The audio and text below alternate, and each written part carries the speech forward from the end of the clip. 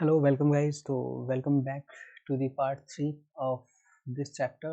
Chapter का नाम है इन्वेस्टमेंट और हम कर रहे हैं F6 यूके टैक्सेशन। तो भाई इससे पहले हम नॉन सेविंग इनकम और सेविंग इनकम बढ़ चुके हैं। सेविंग इनकम इस चैप्टर में सेविंग इनकम में देखा था इंटरेस्ट और कुछ क्वालिफाइंग इंटरेस्ट और उसके ट्रीटमेंट किया था। उसके बाद हमने कुछ डिविडेंड इनकम के बारे में पढ़ा हुआ था, like how to treat the dividend income. और आज हम इस चैप्टर का ऑलमोस्ट एंड ही है और कोई बहुत खास टॉपिक नहीं है, छोटा मोटा सा पार्ट बचा हुआ है, वो मैं आपको करा देता हूँ। तो आज हम करेंगे इंडिविजुअल सेविंग अकाउंट।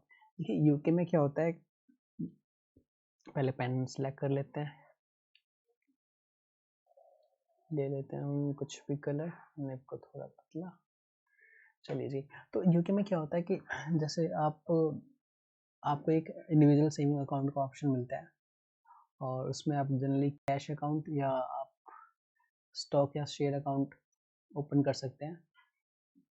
उसमें क्या होता है कि आप अगर उस अकाउंट में इन्वेस्ट करते हैं, अगर आपने कैश डाला हुआ है तो आपको ऑफकोर्स वहाँ से इंटरेस्ट मिलेगा और वहाँ से इंटरेस्ट रिसीव होगा और यहाँ से आप डायरेक्टली शेयर और स्टॉक वगैरह परचेज कर सकते हैं। ये चार तरह के आईसीए के अंदर चार तरह के अकाउंट्स आप क्रिएट कर सकते हैं, जिसमें से दो मैंने एग्जाम्पल में दिया और भी दो हैं जो कि सिलेबस का पार्ट नहीं है, तो मैं उसके बारे में नहीं बता रहा आप लोगों को। इसमें से क्या होता है, तो यहाँ से जो इंटरेस्ट आएगा या फिर जो भी डिविडेंड रिसीव होगा वो एग्जाम्प्ट होता है टैक्स के अंदर, ठीक है। इस पर कोई भी टैक्स चार्ज नहीं होता। सो objective of ISA is to enable taxpayer to invest in account that will create income that is exempt from tax, ठीक है जी। और मैक्सिमम जो लिमिट होगी, हम कितना हम उसमें जमा करवा सकते हैं, हम कितने पैसे रख सकते हैं, कंबाइंड 20,000 पर पर्सन। देखिए अब हो सकता है 25,000 का लिमिट है, तो वो कैसे भी इसको कर सकता है, लाइक यहाँ पे उसने 7,000 और यहाँ पे 13,000 कर सकता है, या यहाँ पे 10,000, यहाँ भी 10,000, यहाँ पे 6,000, यहाँ 14, मतलब किसी भी प्रोपोर्शन में वो पैसे को मतलब वहाँ पे इन्वेस्ट कर सकता है, ठीक है।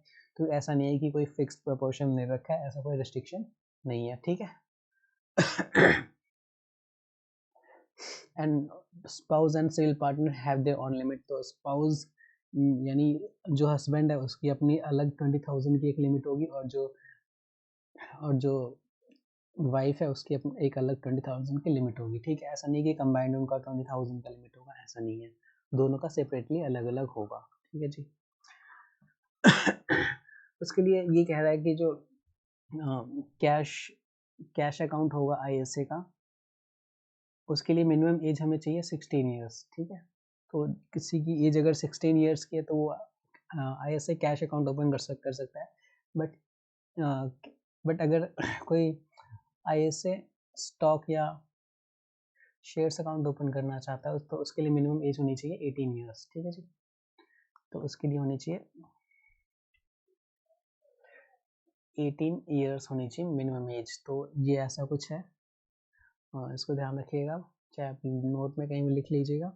तो 16 ईयर्स एंड 18 ईयर्स होनी चाहिए मिनिमम एज, जो या तो वहाँ से आपको इंटरेस्ट रिसीव होगा या आपको डिविडेंड रिसीव होगा, तो दोनों क्या है, एग्जाम्प्ट फ्रॉम टैक्स है। इसके अलावा जैसे मान लीजिए आपने कुछ स्टॉक बाय किया हुआ है, ठीक है, वो आपने बाय किया हुआ है अभी 15,000 का, बट वो फिर उसका प्राइस बढ़ जाता है और कैप वो टोटल अप्रिशिएट होके वो 18,000 का हो जाता है, ठीक है। और आप इसे बेचते हैं तो आप एक तरह से यहाँ पे प्रॉफिट हुआ 3,000 का, है ना। तो आपने जैसे क्या किया, अपने इन्वेस्टमेंट को, जो आपने सेल किया उसको बोलेंगे आपने अपने इन्वेस्टमेंट को डिस्पोज किया है, ठीक है। तो ये जो 3,000 का कैपिटल गेन हुआ है वो भी एग्जाम के अंदर कैपिटल गेन टैक्स, ठीक है। तो वो जो आपका प्रॉफिट हुआ है कैपिटल गेन से, वो कैपिटल गेन भी आपका एग्जाम का है, ठीक है। तो इसके अलावा कोई रिस्ट्रिक्शन नहीं है, लाइक आपको कब तक रखना है, कितना टाइम के लिए रखना है, कभी भी आप निकाल और डिपॉजिट कर सकते हैं। तो कैश आईएसए मैंने इसके बारे में बताया आप लोगों को, दो तरह के अकाउंट्स होते हैं। इसके अलावा दो और होते हैं, एक ये एंड ये, और जो कि नॉट एग्जामिनेबल हैं, तो हम इसके बारे में डिस्कस नहीं करें। ये कुछ नील रेट बैंड जो आपको मैंने पार्ट 1 एंड पार्ट 2 में बताया था, उसी के बारे में कुछ डिस्कस यहाँ पे कुछ डिस्कस किया उन्होंने। इसके अलावा एक बहुत इंपॉर्टेंट है अक्रूड इनकम स्कीम। तो अभी तक हमने ये पढ़ा था कि जो जितने भी सेविंग अकाउंट्स, जो हमारी सेविंग इनकम है, ठीक है, तो वो क्या होता है, वो टैक्सेबल होता है जब वो रिसीव होता है ना, जब वो रिसीव्ड होता है। तो जब जैसे वो रिसीव होगा तो वो हम टैक्स करेंगे, है ना। मैंने बताया था लोगों की अक्रू से मतलब कोई नहीं है, मतलब वो हमारे इस टैक्स ईयर में अक्रू मतलब हमने अर्न किया है या प्रीवियस ईयर में कोई इशू नहीं है। अगर इस हमारे टैक्स ईयर में, करंट टैक्स ईयर में अगर रिसीव हो रहा है पहले का भी कोई इंटरेस्ट, तो वो इसी टैक्स ईयर में वो टैक्सेबल होता है। ठीक है, तो अब हर लॉ के आपको पता है कि बहुत सारे लूप होल्स लॉ निकाल लेते हैं ना। जैसे मान लीजिए ये आपका टैक्स ईयर है, करंट टैक्स ईयर है 6 अप्रैल 22 और ये 5 अप्रैल 23। ठीक है, तो मान लीजिए आपने कोई सिक्योरिटी बाई करी और साल में 2 बार उसकी पेमेंट आती है। ये आपकी यहाँ पे मान लीजिए दिसंबर आएगा, अप्रैल, ये मान लीजिए जून में 30 जून को, 30/6 को भी आपको इंटरेस्ट मिलता है। और जो मान लीजिए कोई सिक्योरिटी अपने बॉन्ड कुछ बाय कर रखा है और 31 दिसंबर को उसकी पेमेंट होती है। ठीक है, तो मुझे बताइए आपने कोई बॉन्ड जो बाय किया था, वो बाय किया था आपने, कोई बॉन्ड आपने मान लीजिए आपने बाय किया था पहले, और यहाँ पे मान लीजिए वो आपने सेल कर दिया। ठीक है जी, 30/6 तो आप मान लीजिए आप मई 31 मई को आपने यहाँ पे सेल कर दिया, 31/5 को आपने सेल कर दिया, तो आपने यहाँ पे कम से कम कुछ नहीं तो आपके पास यहाँ 5 महीने आपके पास ही थे। लास्ट इनकम रिसीव हुआ होगा 31 दिसंबर को। 31 दिसंबर से मान लीजिए 31/12 को आपको लास्ट 31/12 को आपको लास्ट इंटरेस्ट रिसीव हुआ होगा। 31/12 से 5 महीने का इंटरेस्ट आपको रिसीव यहाँ पे आप होना चाहिए, मतलब आप एक तरह से आपने अर्न किया। मान लीजिए 10,000 का इन्वेस्टमेंट था और हर महीने आपका इंटरेस्ट बन रहा है 100 पाउंड, तो यहाँ पे टोटल कितना हो जाएगा, 6 महीने पे आपको 600 पाउंड मिलेगा इंटरेस्ट। ठीक है, अब यहाँ पे आपने 5 महीने के बाद बेच दिया, तो कम से कम आपने ये 500 आपका तो बन ही गया है ना, 500 इंटरेस्ट आपका बन ही गया यहाँ पे। अब आप उसे बेचोगे ना, तो आप अपना इंटरेस्ट उसमें ऐड करके बेचोगे 10,000। अब मान लीजिए आप किसी को बेचने जाते हो, तो 10,000 कीमत का आपका बॉन्ड है, आपको बोलो आप उसको बेचोगे 10,500 का। अब बंदा अगला है, उसको अब वो कहेगा भाई आपका तो 10,000 की वैल्यू 10,000 की है, मैं 10,500 का क्यों लूँ? तो आप उसे समझाओगे भाई देख कि ऐसा ऐसा है कि मुझे ये अगले महीने इस पर 600 का इंटरेस्ट मिलेगा। ठीक है, अब 600 का इंटरेस्ट मिलेगा जिसमें से 500 ऑलरेडी मैंने रखा हुआ है, मतलब मेरे पास 5 महीने था तो 500 तो मेरे बनते हैं, तो इसका अगर तुझे ये चाहिए तो मुझे कम से कम 500 से मेरे बनते हैं वो तुझे देना पड़ेगा, और अगले महीने तुझे वो मिल जाएंगे जो मुझे तूने 500 दिए हैं, तो वो भी खुश क्योंकि उसको पता है कि पैसा रिकवर हो जाएंगे। तो उसने मान लीजिए 10,500 का बाय कर लिया आपसे, और अगले नेक्स्ट मंथ उसको मिल जाते हैं 10,600, उसको मिलते हैं नेक्स्ट मंथ 10,600, मतलब 600 का आपको इंटरेस्ट मिल जाता है। ठीक है, तो अब जैसे इंटरेस्ट मिलेगा गवर्नमेंट इसको पकड़ लेगी जिस बंदे ने बाय किया है ना, बायर को तो पकड़ लेगी भाई इतना आपको 600 आपका इंटरेस्ट यहाँ पे उसे टैक्स दीजिए। फिर ये तो बेचारा कंफ्यूज, क्योंकि उसको तो पता ही नहीं था कि रिसीव होने पे टैक्स लगता है। तो ये फिर गवर्नमेंट को समझाएगा कि भाई ऐसा ऐसा कहानी है, क्योंकि अभी मैंने 1 महीने पहले ही बाय किया है, और 600 तो मैंने इसके कॉस्ट में पे, 500 तो मैंने इसको कॉस्ट में पे कर दिया है, तो 500 मेरा इनकम थोड़ी है, ये तो इनकम किसी और के लिए था। वो किसका था? सेलर के लिए, लेकिन सेलर तो बहुत चालाक था, है ना। तो गवर्नमेंट ने कई सारे ऑफ कोर्स पैटर्न ऐसा देखा होगा, तो इस चीज़ को उन्होंने इस चीज़ को ख़त्म करने के लिए उन्होंने ये कंडीशन लगाया कि कुछ ऐसे जो उनको जो केस लगेंगे बॉन्ड वॉशिंग के, ठीक है, बॉन्ड वॉशिंग के जो उनको केस लगेंगे, वहाँ पे ये हम रिसीव्ड नहीं चेक करेंगे, वहाँ पे अक्रू, यानी जो आप जितना टाइम के लिए आपने होल्ड किया था उतने टाइम पे का जो इंटरेस्ट है उस वो आपके ही इनकम टैक्स में उसको इंक्लूड किया जाएगा। ठीक है जी, तो ऐसे ऐसा कुछ बॉन्ड वॉशिंग या एक्रू का कहानी स्टोरी है।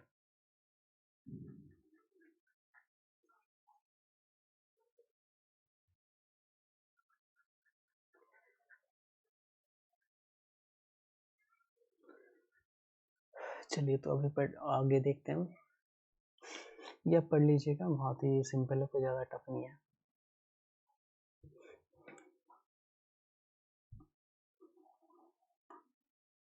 चलिए इसी चीज़ को समझने के लिए ना एग्जाम्पल हम देखते हैं, एग्जाम्पल से चीज़ें हमें जल्दी इजीली समझ में आ जाती है। तो ये इलस्ट्रेशन नंबर 7 में आपको करके दिखाता हूँ, ठीक है।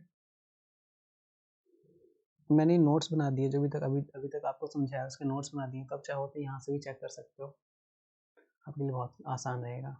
तो ये 7 नंबर में करने जा रहा हूँ। अहमद सोल्ड 75,000 और 6% गिल्ट इंक्लूडिंग अक्रूड इंटरेस्ट, ठीक है। इसमें अक्रूड इनकम जो इंटरेस्ट था उसमें इंक्लूड है, 70 इस जो सेल कर रहा है उसी प्राइस में इंक्लूड है। On 31 October 2022 for proceeds of 1,20,000, तो 75,000 का 75,000 का उसका वो 6% इंटरेस्ट वाला बॉन्ड है। मैंने बताया था बॉन्ड को यूके के अंदर जनरली गवर्नमेंट बॉन्ड को गिल्ट कहते हैं। तो 6% वाला 75,000 का कोई गिल्ट या बॉन्ड था, उसमें उसको 1,20,000 यानी 120,000 में उसको सेल किया है, और इसमें अक्रू इंटरेस्ट जो भी था उसमें इंक्लूड है, ठीक है जी।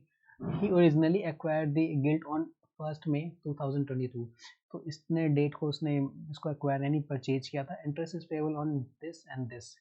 जो बॉन्ड वगैरह होता है उसमें साल में 2 बार इंटरेस्ट हमें रिसीव होती है, 2 बार इंटरेस्ट पेबल होता है, तो ये बात आपको पता होना चाहिए। चलिए इस क्वेश्चन को हम करने की कोशिश करते हैं। मैं एक टाइमलाइन पहले बना देता हूँ ताकि आप लोगों के लिए आसान रहे। देखिए इसने calculate the amount assessable on Ahmed as interest income from this investment for the tax year 22-23। तो 22-23 की बात हो रही है, तो हम मैं यहाँ पे लिख देता हूँ 22-23 के लिए हो जाएगा 6 अप्रैल 22, और ये 5 अप्रैल 23। अब मुझे ये बताइए कि ये इंटरेस्ट कब कब रिसीव होता है? 30 जून और 31 दिसंबर, 30 जून एंड 31 दिसंबर। तो हम मान लेते हैं ये है हमारा, ये 4th मंथ है, तो ये हो जाएगा 6th मंथ, तो ये हो जाएगा हमारा 30/6। तो ये कौन सा डेट है इंटरेस्ट का, और ये हो जाएगा हमारा 30 दिसंबर। ये क्या हो जाएगा हमारा, अगेन ये हो जाएगा इंटरेस्ट। इन दोनों डेट पे हमें क्या मिलता है, इंटरेस्ट, तो ध्यान रखिएगा। एंड हमने सेल कब किया इसको, ऑन 31 अक्टूबर, तो ये हो जाएगा अक्टूबर। तो अक्टूबर कहीं यहाँ आना चाहिए क्योंकि ये दिसंबर का यहाँ पे आना चाहिए, 31 अक्टूबर मीन्स 10th मंथ। तो ये क्या है, यहाँ पे हमने सेल किया है, ठीक है। और हमने यहाँ पे सेल किया है, और हमने इसको परचेज किया था कि कब किया था, 1 मई 2000। तो ये तो बहुत पहले से ही हमारे पास आ रहा है। तो अगर मुझे बताइए, अगर 30 जून और 31 या 30 जो भी दिसंबर है, अगर उसको हमें इंटरेस्ट मिलता है, तो यहाँ पे हमें इंटरेस्ट मिला होगा, और यहाँ पे मिला होगा, वो कब से कब तक का मिला होगा, 31/12, तो 31/12 ये 2022 है, तो 2021 लास्ट इंटरेस्ट यहाँ पे मिला होगा। फिर यहाँ से लेके ये 6 मंथ्स, ये कितने होगा, 6 मंथ्स, तो 6 मंथ का इंटरेस्ट हमें यहाँ पे मिला होगा, है ना। और इसके बाद हमें नेक्स्ट इंटरेस्ट कहाँ मिलेगा, यहाँ पे मिलेगा, है ना। तो यहाँ पे मुझे क्या बताएंगे, यहाँ से लेके ये कितने टाइम तक इसके पास रहा है, तो यहाँ तो इंटरेस्ट मिल गया होगा, तो यहाँ तो कोई इशू नहीं है, यहाँ तो सेटलमेंट हो गया होगा ना, यहाँ तो सब कुछ हमारे पास ही है, तो यहाँ कोई इशू नहीं है। अब यहाँ से देखते हैं, यहाँ पे कितने 6 मंथ था, तो ये कितने 4 मंथ्स हो गए, तो ये हो गया 4 मंथ्स, है ना। और यहाँ पे इंटरेस्ट बिल्कुल मिलेगा यहाँ पे, तो ये 4 मंथ्स का तो इंटरेस्ट हमें अक्रू हो गया, ड्यू हो गया है, बट ये मिलेगा कहाँ पे, यहाँ पे। और यहाँ पे क्या है, यहाँ पे किसी और को उसने सेल कर दिया है, ठीक है। तो किसको सेल किया, कहीं नाम दे रखा है, अहमद है, तो ये तो नहीं दे रखा। चलिए, तो अब ये क्वेश्चन आप लोगों को समझ में आ गया हुआ क्या क्या है। तो अब ये क्वेश्चन में देख लेते हैं, इसने बोला क्या, amount calculate the amount assessed on Ahmed as interest income. तो इंटरेस्ट इनकम जो उसको रिसीव हुआ है, वो एसेस कितना होगा इन दिस इन्वेस्टमेंट फॉर 2022-23 में। तो हम पहले चेक कर लेते हैं कि उसको इंटरेस्ट रिसीव कितना होना चाहिए या रिसीव कितना हुआ है। तो मुझे बताएंगे कि इंटरेस्ट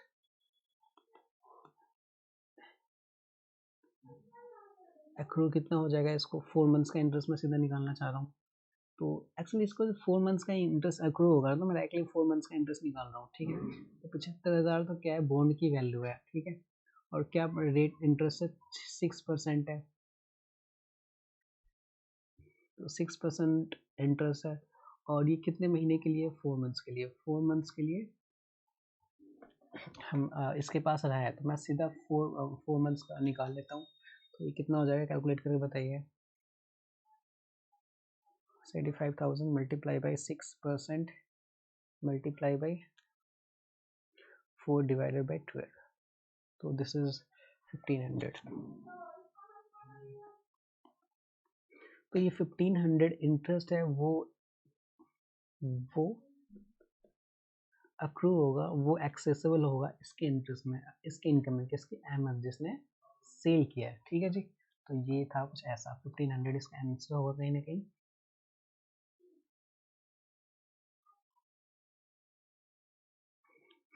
आई एम सॉरी, थोड़ा एक छोटा सा मिस्टेक है, हमने ये तो हमने बता दी यहाँ पे 1500 का हुआ, बट ये भी तो इसी को मिला होगा ना यहाँ पे, तो हम एक्चुअली 2022 का हम कर रहे हैं टोटल, हमारे करंट टैक्स ईयर का हम टोटल कर रहे हैं ना, तो ये 6 मंथ्स का भी है, वो भी इसमें करना पड़ेगा ऐड। इंटरेस्ट अक्रूड इतना हो गया, प्लस रिसीव हुआ होगा ना, कुछ रिसीव्ड हुआ होगा इस डेट पे, तो इस डेट का भी हम देख लेते हैं क्या एंट्री होगा।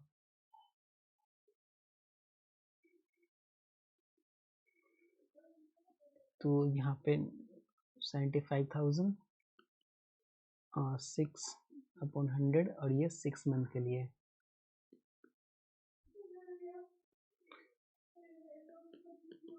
तो 75,000 multiply by 6% multiply by 6 divided by 12, तो ये 2250,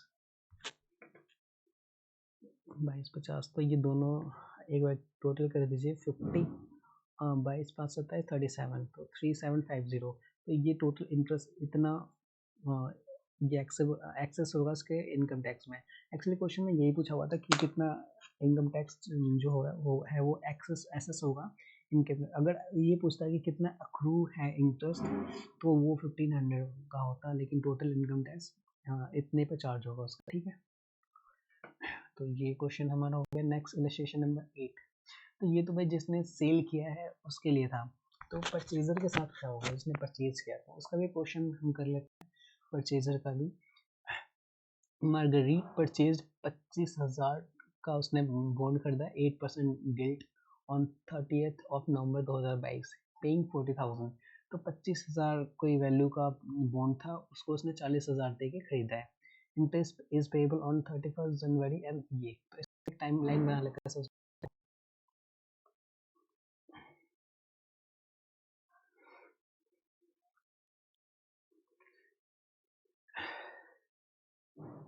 कैलकुलेट द अमाउंट एक्सेस, तो ये कितना एक्सेस होगा, यानी कितना अमाउंट पे इसको टैक्स देना पड़ेगा 2022-23 में, ठीक है। तो ये करंट ईयर 22-23 लगा लेते हैं, तो 6/4/22 5/4/23 कब कब इंटरेस्ट मिलता है, तो इंटरेस्ट मिलता है 31 जैन और 31 जुलाई। 31 जैन, तो 31 जैन 31 जुलाई, तो पहले जुलाई आ जाएगा यहाँ पे कहीं, 31/7, तो यहाँ पे क्या है इंटरेस्ट डेट है,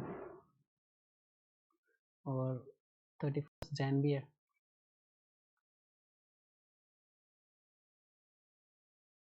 तो दिस इज 31 जैन, ये भी इंटरेस्ट रेट है।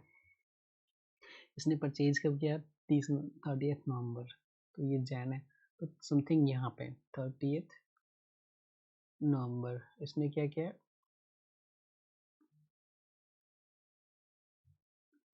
30 नवंबर को इसने क्या किया परचेज,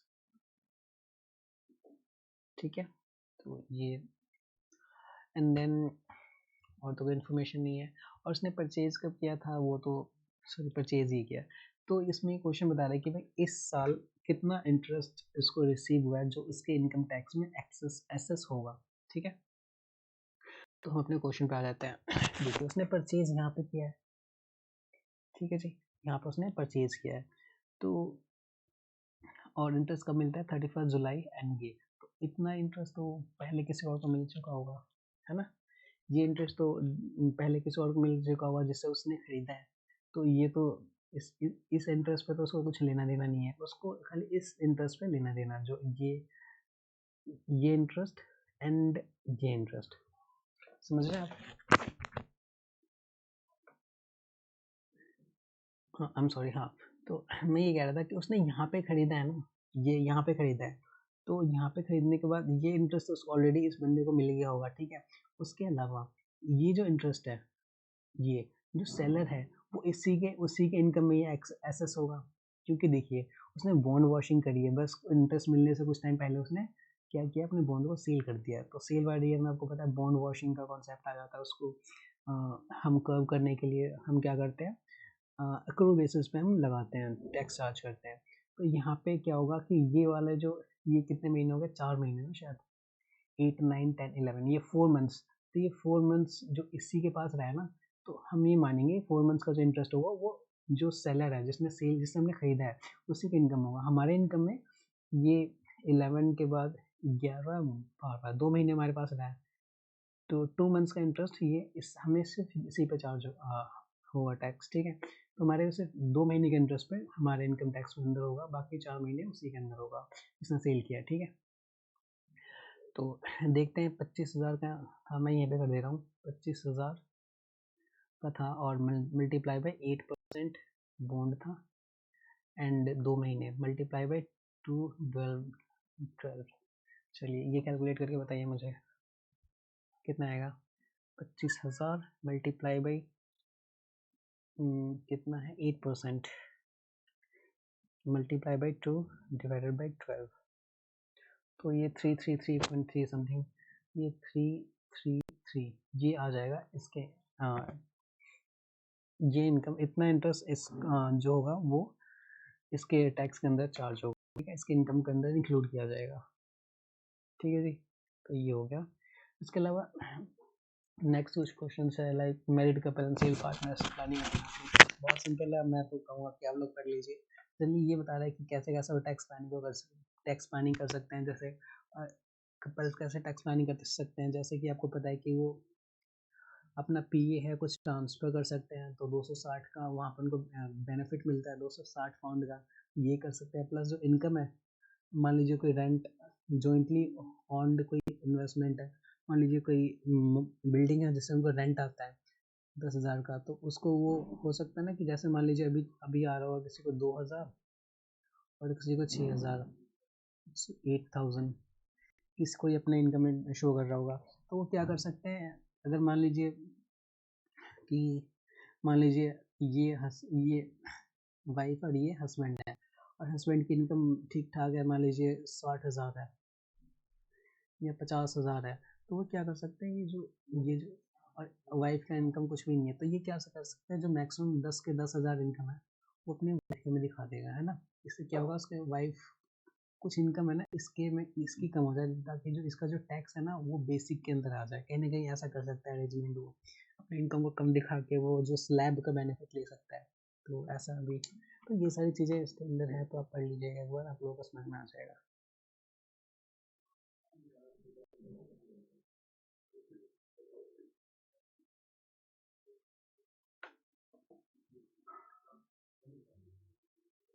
चलिए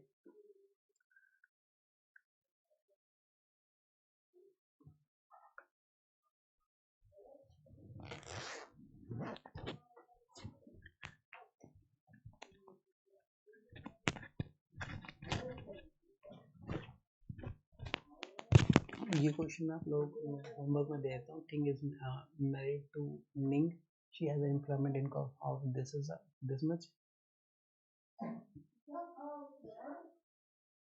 तो 54,000 का उसका एम्प्लॉयमेंट इनकम है, and various banks which has received interest, तो इतना इसका ये सेविंग इनकम है, दिस इज अगेन ये नॉन सेविंग इनकम,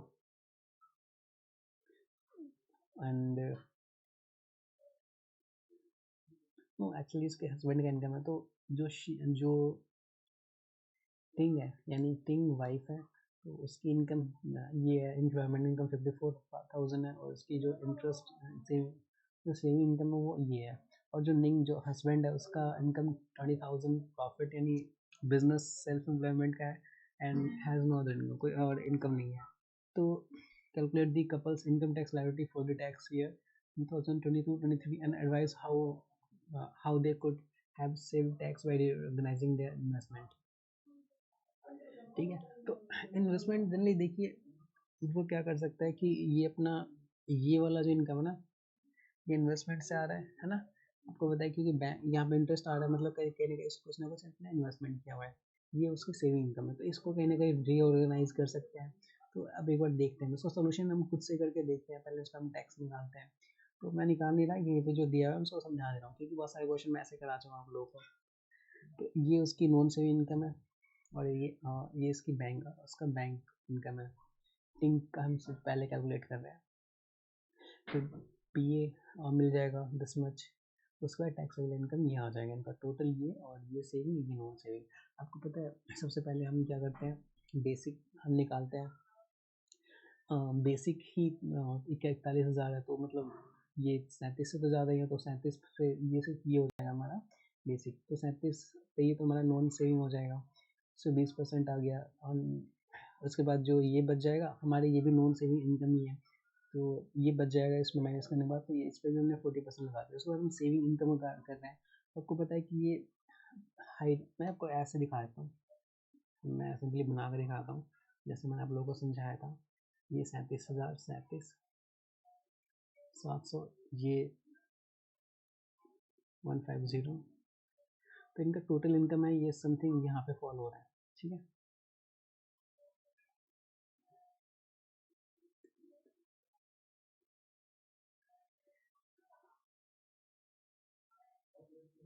ये 50,000 है,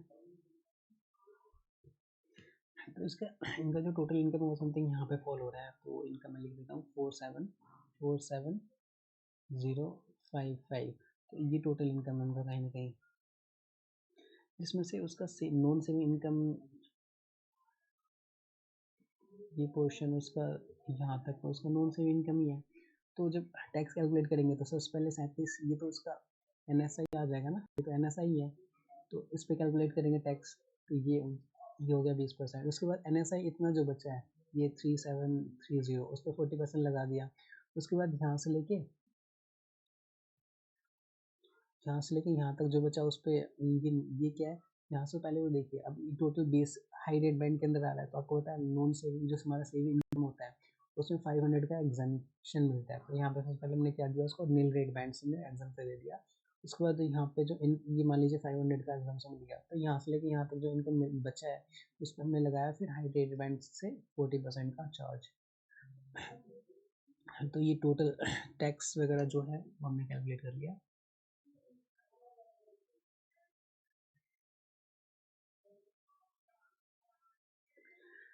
और ये हमारी tax income tax liability total में ये आ जाती है, ठीक है जी। यहाँ पे कुछ इतना है और यहाँ पे 2050 और हमने ऐड किया तो 11,282 आ जाता है। अब मैं से कर लेते हैं निंग का तो है नहीं, इसे सिंगल इनकम है 20,000 और पर्सनल अलाउंस, और ये हमारा आ जाएगा इनकम टैक्स लायबिलिटी 20% के हिसाब से मैं लगा दिया। अब ये क्या, अब आप लोगों को पता है कि जो इसकी लायबिलिटी है निंग की, ठीक है, इसकी देखिए, अब इसकी जो टोटल लायबिलिटी है 77430, तो अब हमारे पास जो ये 37,700 ये लिमिट को यूज भी नहीं कर पाया ना, बहुत सारे जो ये लिमिट है ये इसको यूज भी नहीं कर पाया सच बताओ, देखा जाए तो। और यहाँ तक तो इनकम, यहाँ तक टोटल टैक्सेबल इनकम है, यहाँ तक तो 20% के हिसाब से चार्ज होगा, है ना। और अगर और इतनी इसकी लिमिट ये बची गई, है ना। और वहीं अगर आप उसकी इनकम देखें दूसरे वाले की, तो ये कुछ समथिंग यहाँ 47,000, यानी 37,700 से कम ये 10,000 यहाँ पे इनकम ज़्यादा है, इसकी वजह से क्या हुआ, इसके 10,000 के आसपास इनकम पे 40% का टैक्स चार्ज हो गया। तो कहीं ना कहीं अपना जो इंटरेस्ट इनकम है, जो इंटरेस्ट इसको मिल इनकम ये रिसीव हो रहा है, कहीं ना कहीं वो ये कुछ करके लाइक ऑनरशिप ट्रांसफर करके वो अपने हस्बैंड निंग को ट्रांसफर कर सकते हैं, जैसे कि अगर मान लीजिए वो इतना इनकम और अगर हम ऐड कर ले 5,625 अगर हम इसमें और इनकम ऐड भी करते उसके हस्बैंड में, तब भी देखिए कुछ भी फर्क नहीं पड़ेगा, तब भी 20% पे ही टैक्स चार्ज होगा ना। और उसके 5,625 पे देखिए अगर उसका इनकम है तो वो उससे 40% से चार्ज हो रहा है ना। तो ये इशू आ जाएगा, प्लस यहाँ पे उसको बस 500 का ही एग्जामेशन मिल रहा है क्योंकि इनकम उसका क्या हाई रेट बैंड में आ रहा है, बट यहाँ पे तो बेसिक के अंदर आने से क्या होगा, सेविंग अकाउंट पे 1,000 का उसको बेनिफिट मिलेगा। तो ये सारी चीज़ें हम कर सकते हैं, जैसे पढ़ लीजिएगा, इसमें यही एडवाइजर होगा, देना is higher rate tax payer, तो टीनास की जो वाइफ है हायर टैक्स रेट पेयर है, ठीक है। She has a save income of nil rate band of 5, तो 500 का उसको नील रेट बैंड मिला है। Mainly pays on tax on investment, तो इन्वेस्टमेंट अपने 40% रेट से पे करते हैं। निंग however is a basic tax payer and has a save income of nil rate band, और इसका एक नील रेट बैंड 1000 का होगा जिसको इसने यूटिलाइज नहीं किया है, तो आप करवा सकते हैं, उतना इनकम इसको ट्रांसफर कर सकती है वो, है ना। मतलब एसेट होगा, जिससे इनकम आ रही है एसेट, वो एसेट ट्रांसफर हो जाएगा, तो इसको कहीं ना कहीं बेनिफिट हुआ। The bank accounts were in Nink's name, the first 1000 of interest would be tax free and he would pay 20,000 on the balance of ये, है ना, this much। तो ये बात है जो मैंने बताई वही इसमें बताया हुआ है। चलिए ये तो हो गया हमारा। अभी एक क्वेश्चन देख लेते हैं, अगर कोई क्वेश्चन वगैरह आप लोगों को पूछना हो मेरे से, अगर आप मेरे से करवाना चाहते हैं। मैं वैसे तो चाहता हूँ कि आप लोग खुद से ही क्वेश्चंस करें।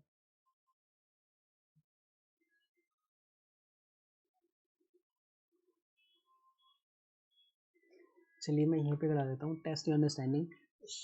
Shahzad's income for tax year by stays comprise a salary of this much salary and dividend income, yeah, she is not entitled to a personal allowance. How will her dividend be taxed? तो ये कुछ इसके incomes हैं। अब चलिए एक बार timeline बना लेते हैं ताकि कर पाए, क्योंकि टाइमलाइन से एक्चुअली ईजी हो जाता है चीज़ों को देखना, एक ब्रॉडर पिक्चर में दिख जाता है। तो ये 37,700 और ये पता है आपको 50,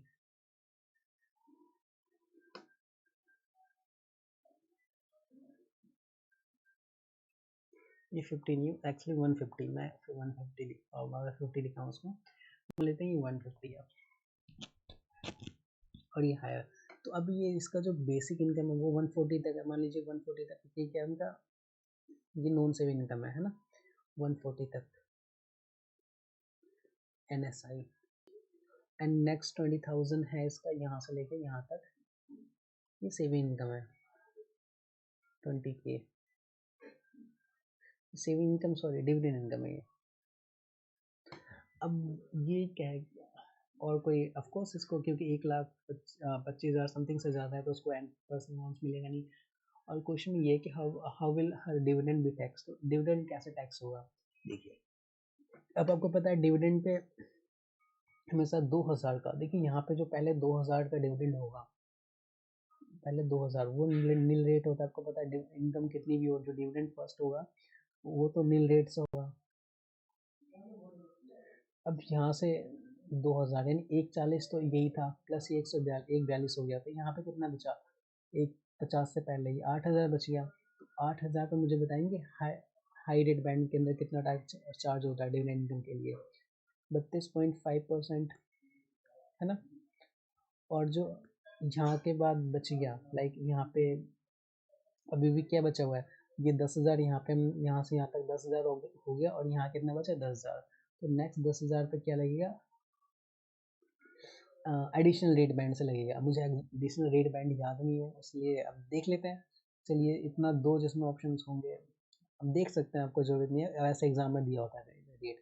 तो ये 2,000 ठीक है, यहाँ तक ठीक है।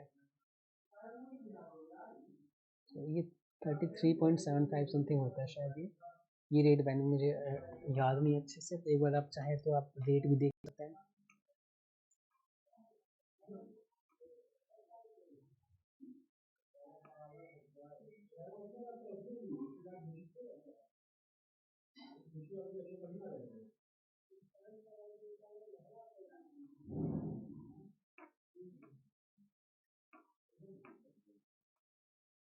चलिए एक बार रेट आप देख लीजिए।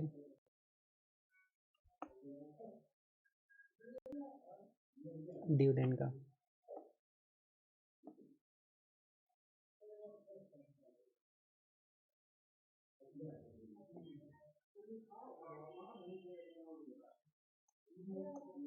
तो ये 33 पॉइंट समथिंग और ये 39 पॉइंट समथिंग, ठीक है। तो ये कुछ ऐसा ऐसा है, ये देख लीजिएगा आप, ठीक है।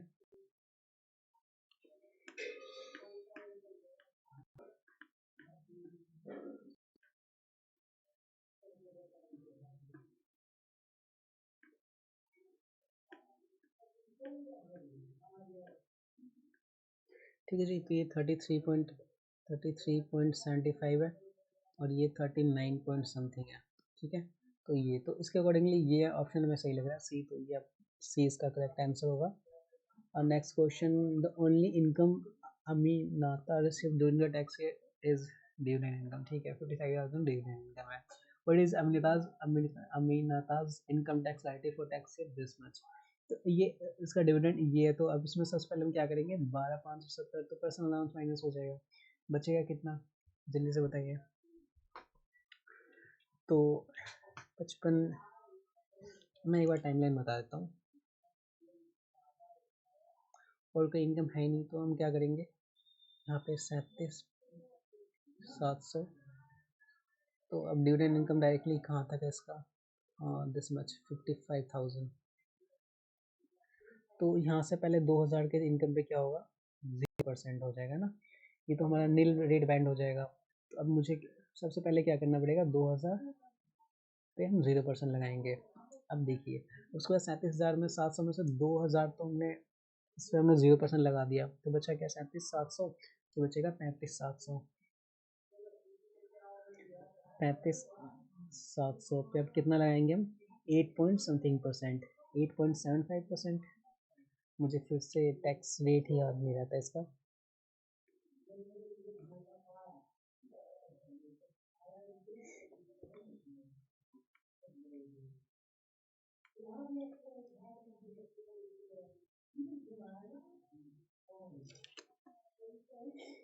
चलिए आप लोग कैलकुलेट कर लीजिएगा टैक्स, मैं बता देता हूँ बस सिंपली आपको।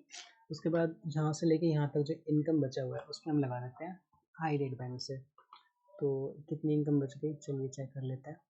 ये 55,000 में से हमने 37,700 तक पे चार्ज कर दिया, बचेगा 13,700, नहीं 17,300, तो ये बचा हमारे पास अब 17,300, इस पे हाई रेट बैंड से लगेगा जो कि है 33.75, ये तो अभी भी हमने देखा है, 8.33 समथिंग परसेंटेज होना चाहिए।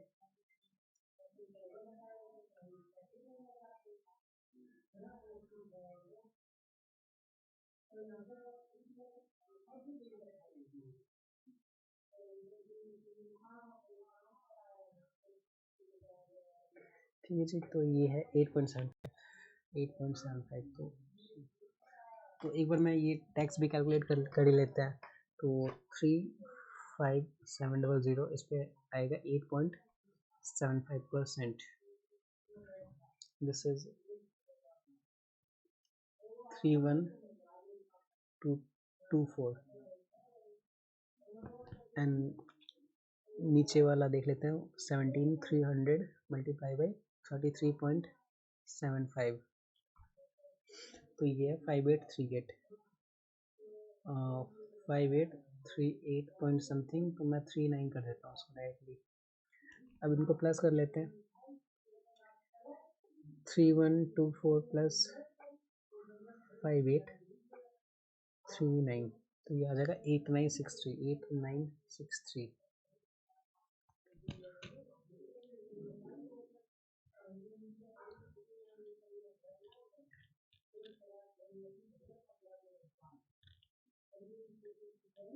नो एक्चुअली गलत, मैंने इसमें से पर्सनल अलाउंस को माइनस ही नहीं किया था ना, तो यहाँ पे मैंने मिस्टेक करी है, लेकिन मुझे नहीं करना चाहिए था।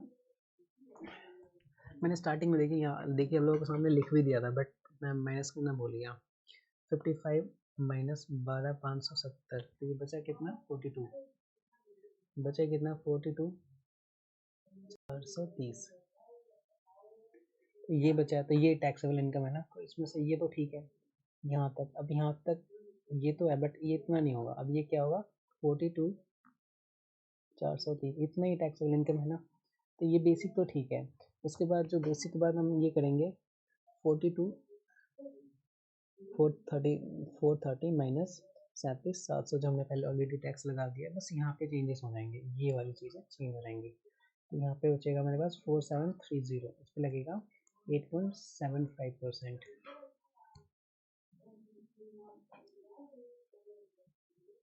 8 पॉइंट और 33 पॉइंट, 33 0.75%, तो ये होगा 1596, तो ये हो जाएगा 1596, चलिए 1596 प्लस इसके बाद करेंगे 3124, तो ये आ जाएगा 4720, ये हो जाएगा हमारा, ठीक है जी। उसके बाद टेस्ट जो understanding 6, Reagan received the following income during the tax year by states. Which source are taxable for income tax purpose?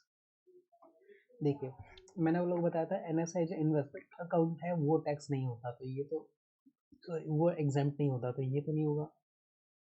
Loan stock मैंने कभी कहीं भी हमने अभी तक नहीं पढ़ा कि कहीं एग्जाम्प्ट होता है। हाँ, हमने जो NSI सर्टिफिकेट से जो इनकम रिसीव होती है वो हमने पढ़ा है। Profit on sale of shares, तो सेल ऑफ शेयर्स जो भी है उस पर हमने पढ़ा है कि हाँ वो एग्जाम्प्ट होता है, तो ये ऑप्शन देख लीजिए, ए भी नहीं हुआ। Which source are taxable for income tax, तो टैक्सेबल कौन कौन से होंगे, 1 and 2 होगा, सिर्फ 1 and 2 होंगे, ठीक है, ये दोनों तो नहीं होगा, 3 and 4, तो ये सी हो जाएगा इसका option. Test your understanding, Apple has employment income of this much, saving income this much, how much Apple saving income would be tax at 20%, तो मैं आप लोगों पे छोड़ देता हूँ ये, वैसे तो बहुत ही सिंपल क्वेश्चन अगेन है, बट मैं चाहूँगा आप लोग ही करेंगे। देखिए, मैं आप लोगों को कुछ हैंड में करके दिखाई देता हूँ, देखिए ये 37,700 होता है, तो सबसे पहले इसमें से हमारा 12,570 ये तो माइनस हो जाएगा, तो बचेगा कितना, 16,500 में से 12,570 माइनस करेंगे तो बचेगा 3930 प्लस, और इसके अलावा हमारा ये है 10,000, टोटल इनकम हो जाएगा हमारा 13,930 ये। अब देखिए, आप लोगों को मैंने बताया था जब भी नॉन सेविंग इनकम 5,000 से कम है ना, ये यहीं तक है, ये कितना है 3930, तो 5,000 तक जितनी भी हमारी सेविंग इनकम होती है वो हमारा एग्जेम्प्ट होता है ना, उस पर कोई भी टैक्स नहीं लगता है ना। तो अब मुझे बताएंगे लाइक 5,000 में से अगर माइनस करें अपना नॉन सेविंग इनकम 3930, तो कितना हमारा सेविंग इनकम है जिस पे कुछ नहीं लगेगा चार्ज, 1070, तो ये तो हमारा यहाँ पे सेविंग इनकम 10,000 में से 1070 तो यहीं चला गया। उसके बाद हमने एक चीज़ और पढ़ा है कि जब हमारा सेविंग बेसिक रेट बैंड के अंदर हमारा टोटल टैक्सेबल इनकम आता है, तो यहाँ पे 1,000 का और भी हमें मिलता है एग्जाम्पशन, है ना। तो 1,070 प्लस 1,000, इतना तो हमारा जीरो रेट बैंड के अंदर आ गया, है ना। अब हम ये पढ़ेंगे 20, इसके बाद जो भी इनकम हमारा बचेगा वो उसमें आ जाएगा, तो ये टोटल कितना हुआ 13,930, ठीक है। उसमें से यहाँ तक लेके 10,000 था, इस 10,000 में से 2,070 हमारा ऑलरेडी हम देख चुके हैं, एक तो 1,070 हमारा 5,000 से नीचे आ जाएगा, प्लस नेक्स्ट 1,000 भी उस पर एग्जाम्प्ट हो जाएगा, तो अब बचेगा कितना वो मैं देखते हैं, तो 2,070 में से हम 10,000 माइनस कर देंगे, तो आएगा 7,930, तो ये हमारा आंसर हो जाएगा। चलिए जी, ये हमने सॉल्व कर लिया, और एक आप लोगों से रिक्वेस्ट है, अगर आप लोगों को वीडियो थोड़ी सी सही लगी हो, समझ में आ रहा हो कुछ चीज़ें और आपकी हेल्प हो रही है, तो प्लीज़ इस वीडियो को लाइक कीजिएगा और अपने कमेंट्स कीजिए कैसा लगता है, कुछ क्वेश्चन हो तो आप पूछ सकते हैं, और प्लस अपने जो कलीग्स हैं, जो अपने फ्रेंड्स हैं, उनको शेयर कीजिए। Thank you for watching this video, have a nice day.